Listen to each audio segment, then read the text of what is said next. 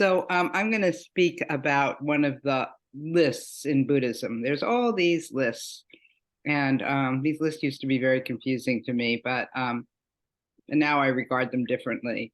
I'm going to talk about the fetters. There's 10 of them, but I'm really only going to speak about the first and the last fetter. The first fetter is doubt, and the last fetter is ignorance. Now, what's meant by fetters? It's kind of an old-fashioned word, but how it's often referred to are chains or bonds or intrapsychic, and I think that's an important word. What goes on inside of our psyches, intrapsychic phenomena that ties one or binds one to their own suffering, to our own suffering. Now, it's often described in Buddhism that what we're trying to do is eradicate the fetters, but I don't think of it that way.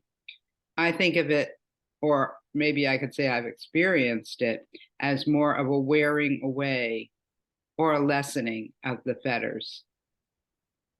And I found it very useful to refer back to those lists and see, once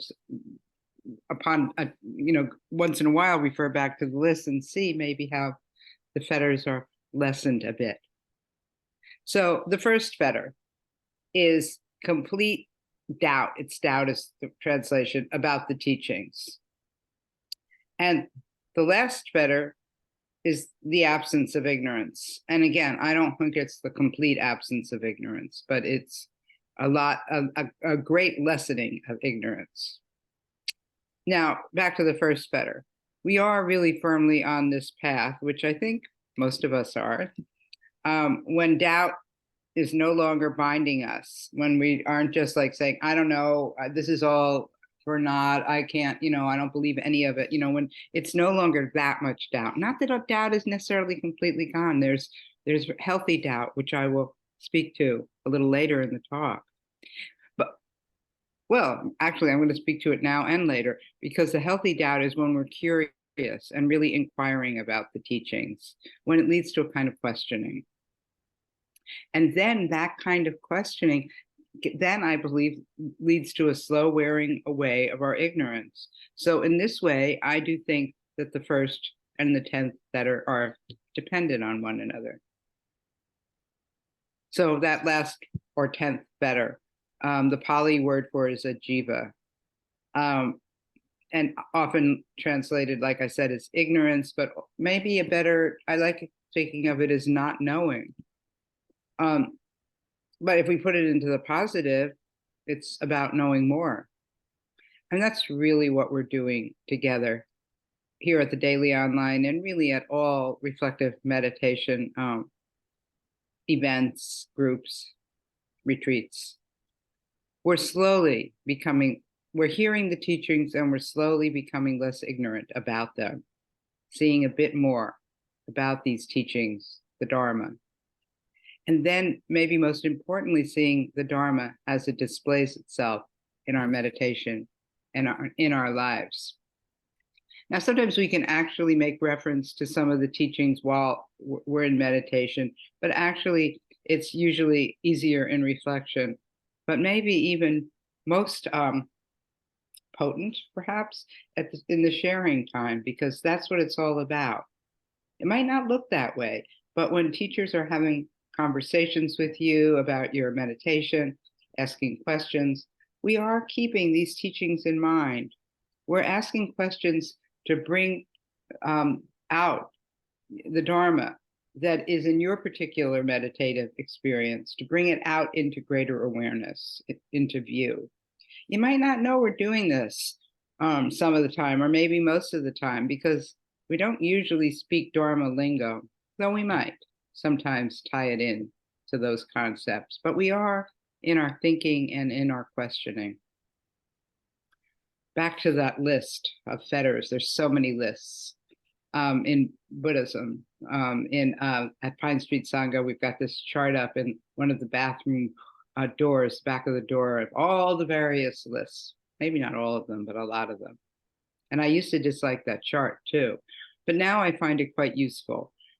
because I use it to call to mind what I already know experientially.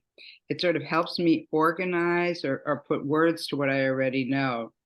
And really, what I could say, and I actually truthfully never thought of it quite this way till I wrote the talk this morning, but it really is showing what I am less ignorant about. Now, what kind of ignorance are we talking about? We're talking about ignorance of the, Buddhist teachings, such as the inevitability of change, and or perhaps the unwillingness to be aware of the conditions in our life, to see how things are conditioned, or to discern the most skillful changes and responses to these conditions. And there's many other Dharma teachings.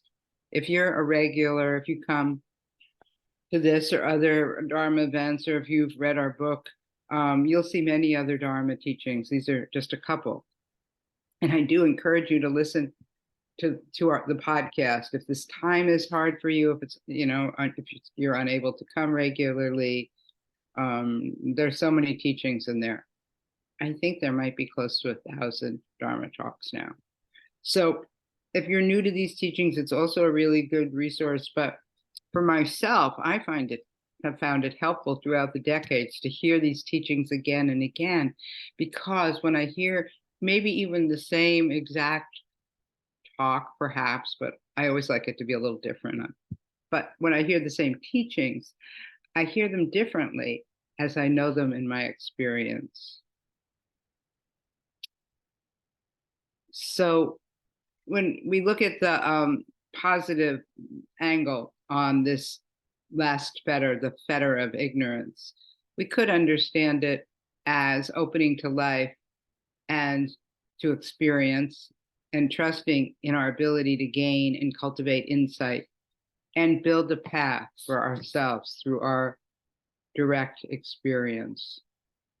I think this is what our practice, reflective meditation, really helps us develop, becoming more open to the actual life we're living through allowing it to be as it is, and then reflecting upon it. Not, striving for some highly evolved spiritual life, but really looking at the very life we're experiencing and seeing the Dharma that is within it. Not one that mostly depends upon or mimics the experience of others, be they teachers or spiritual friends, but really developing more insight about this life we have as it shifts and changes, and building a more reliable path that really is in sync with what we experience, and really one that becomes honed through the trials and tribulations that our life presents to us. Okay, I'm going to circle back to that first fetter, doubt. As I said earlier, there's different kinds of doubt, and some of them are healthy. Some of them are onward leading. They are not a fetter. That kind of doubt leads to more questioning and exploration. Doubt about the validity of the teachings of the Dharma. That's the kind of doubt that slowly wears away. That's when it becomes a fetter, when you really say, complete doubt and all of this stuff, bunch of garbage. And so I think that slowly wears away for most people, though for some people, it can be more like you hear the Dharma and it's like, wow, that is the truth. Again, questioning can be useful. It's problematic only when we abandon the path and the teachings. And perhaps to end, I could say that, just have some confidence that slowly your ignorance will wear away when you stick with it and be curious and inquiring about your meditation. So I'm going to end the talk there, and we're going to meditate.